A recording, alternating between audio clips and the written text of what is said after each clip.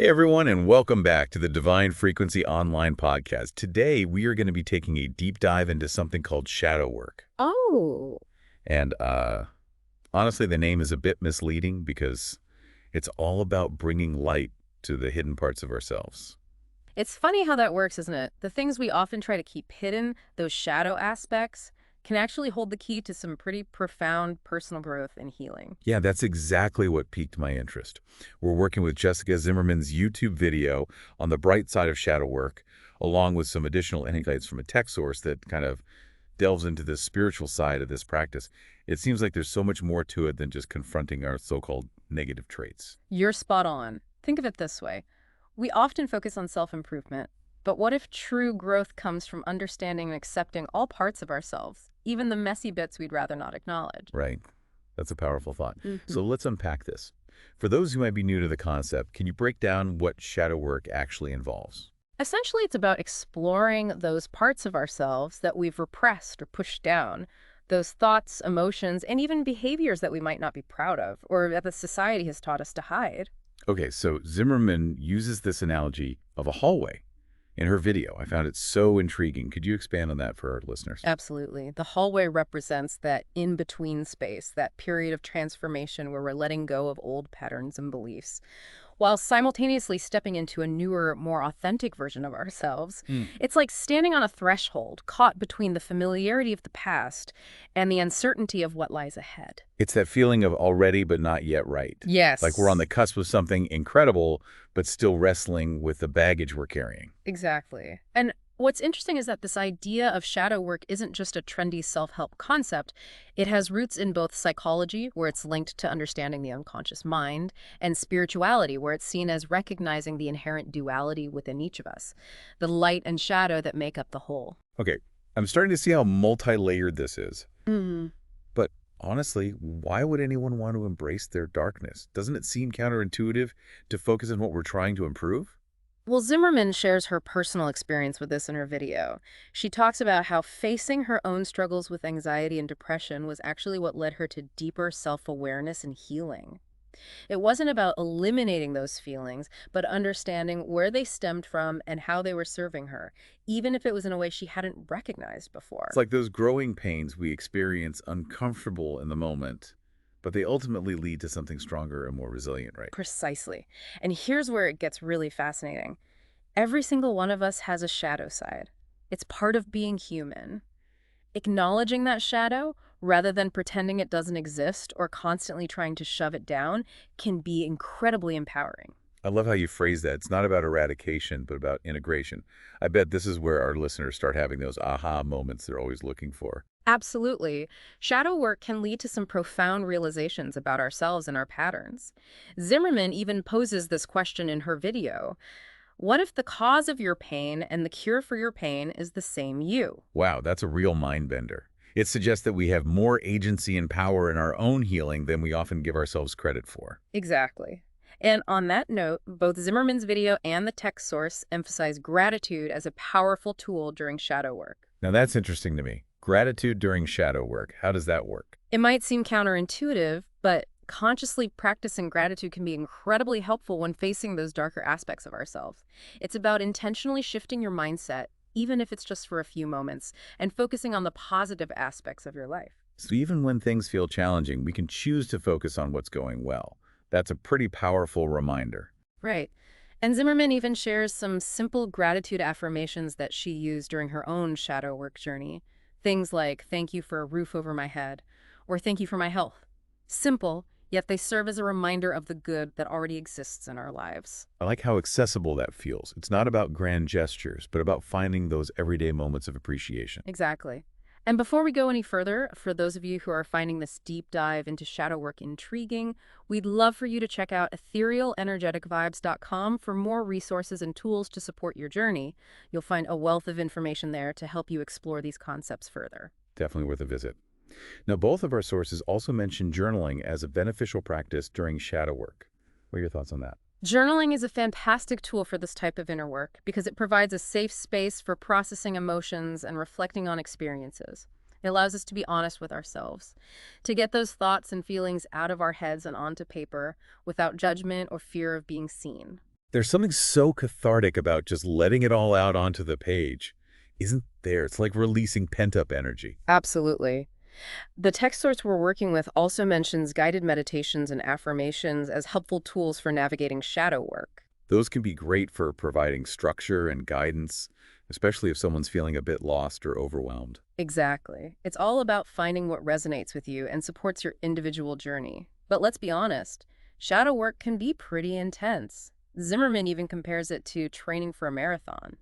What are your thoughts on that analogy? I think it's spot on. It's not a quick fix, but a process that takes time, dedication, and a willingness to be uncomfortable. And just like with marathon training, you're bound to hit some rough patches along the way. Exactly. It's not always going to be easy or comfortable, but the potential rewards are worth the effort. We're back. And one of the recurring themes I notice in both our sources is this idea of letting go. It seems to be a crucial part of this whole shadow work process. It's funny you mention that because Zimmerman really hammers that home in her video. She talks about how she had to lose a lot, like relationships, material possessions, even certain aspects of her identity, in order to find something more authentic and fulfilling. That's a powerful concept, isn't it? The idea that sometimes we have to release our grip on what's familiar, even if it's painful, to make space for something new to emerge. It's like clearing out the clutter to create a more spacious and welcoming environment within ourselves. It makes me think of that saying, you can't pour new wine into old wineskins. Right. Sometimes we need to shed those old containers, those outdated ways of being, to truly embrace what's possible for us. Exactly. And what's fascinating is that Zimmerman talks about how this process of letting go wasn't always easy. She had to confront fears, insecurities, and the expectations of others. But ultimately, she realized that prioritizing her own healing and growth was worth the discomfort. It's a powerful reminder that sometimes the most difficult choices lead us to the most liberating outcomes. It's like she had to break free from the mold that society, or maybe even her own past experiences, had created for her in order to step into her true potential. It's inspiring, but I imagine it can also feel incredibly daunting for those who are just starting this journey. Absolutely. Letting go can be one of the most challenging yet ultimately rewarding aspects of shadow work. It requires a willingness to face those uncomfortable truths about ourselves, to question our beliefs, and to release attachments to things that no longer serve us. It's like we're being asked to trust that something better is waiting on the other side, even if we can't see it yet. Exactly. And this brings up an important question for you, the listener. What might you need to let go of to create space for growth and transformation in your own life? Are there limiting beliefs, unhealthy relationships, or past hurts that you're clinging to? That's a powerful question to ponder. It reminds me of something else Zimmerman touched upon in her video. She said that the things we resist often persist. That's so true. It's as if the more we try to push something away, the more it demands our attention. Yeah, it makes me think of that old saying, what you resist persists. Maybe part of this process is learning to acknowledge and accept those shadow aspects, even if we don't like them, as a way to begin releasing their grip on us. I think you're onto something there. It's about shifting from a mindset of resistance to one of curiosity and compassion.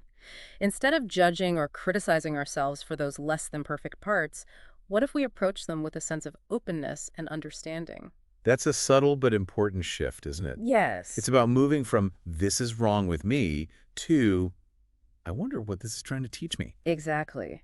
And as we begin to explore our shadow side with a more curious and compassionate lens, we might discover that those seemingly negative aspects are actually holding hidden strengths or valuable lessons. It's like their shadows are actually trying to guide us towards greater wholeness and authenticity, but we have to be willing to listen to their messages. Precisely. Now, we've talked a lot about the challenges and potential rewards of shadow work, but what about the practical side of things? Both our sources offer some helpful tools and techniques for navigating this journey. Yes, I was hoping we could delve into that a bit more. Zimmerman mentions the importance of finding practices that support us during shadow work, and I'd love to hear your thoughts on that. Absolutely.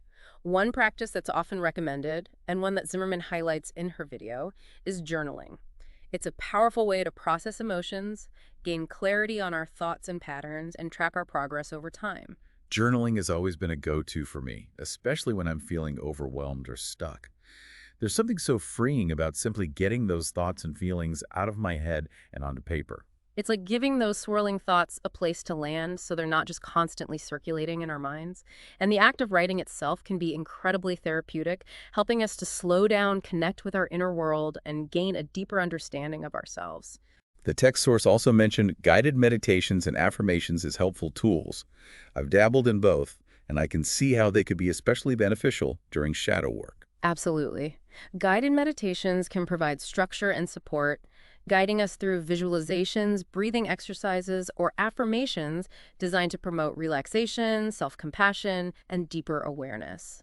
And affirmations, which are essentially positive statements that we repeat to ourselves, can be powerful tools for shifting our mindset and creating new neural pathways. It's like we're intentionally planting seeds of positivity and self-acceptance Huh. to counteract those negative or limiting beliefs that might be holding us back. Exactly. And the beautiful thing is that there are so many resources available these days, from apps to online courses to in-person workshops. So it's really about finding what resonates with you and fits into your lifestyle. Speaking of resources, I wanted to remind our listeners that etherealenergeticvibes.com offers a wealth of information and support for those interested in exploring shadow work and other personal growth practices. Be sure to check it out if you're looking for additional guidance and inspirations. Definitely worth a visit. Now, one of the things that struck me as I was reviewing both our sources is that they both emphasize the importance of self-compassion throughout this process. What are your thoughts on that? I think it's absolutely crucial. Shadow work can be incredibly challenging, and it's easy to get caught up in self-criticism or judgment. But if we can approach this journey with a sense of kindness and understanding towards ourselves, it can make all the difference. I couldn't agree more. It's about recognizing that we're all works in progress and that it's okay to make mistakes, to stumble, and to not have all the answers.